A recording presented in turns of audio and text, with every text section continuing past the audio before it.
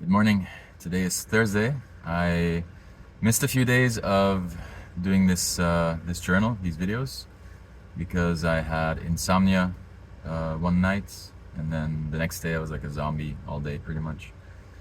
The next day I just had a lot, I had to focus quite a bit. I had a lot. I felt had a lot on my plate, and yeah, I'm still struggling sometimes with energy levels overall. I'm starting to wonder if it is related to perhaps gluten after all. Some years ago I was told to avoid gluten, and I did like a pretty strict diet, but I didn't exclude oats. I'm still having oats now, and I'm not sure, but I wonder if it's related. So I'm thinking about doing oats free for about a week and see what happens. Regarding cryptocurrency, it's exploding again. Cardano is up 17% today. There had been a big, how do you say, correction the other day, and I had bought in a little bit, but I also sold the Bitcoin that I managed to scoop up at like 40,000.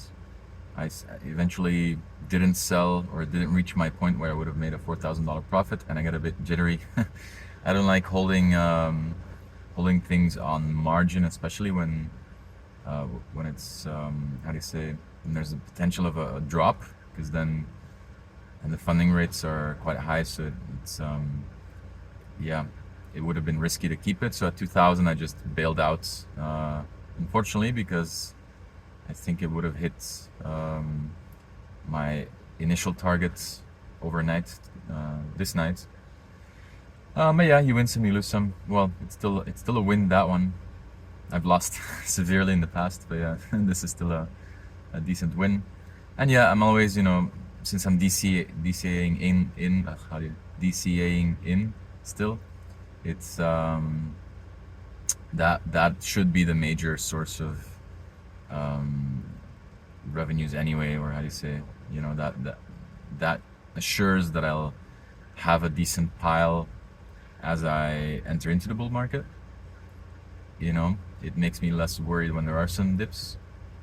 It is fun, of course, there's an adrenaline rush when you make a successful trade. I only do that generally during the bull markets to make sure that, I have more potential upside than downside, because I don't really do shorts most of the time unless I'm really confident. For me personally, it's just, with the potential upside of crypto, it's just too dangerous. If something shoots up, you get stuck in that position. And it's normal stocks now also, if you look at, GameStop, or similar situations with AMG, I believe, the cinema.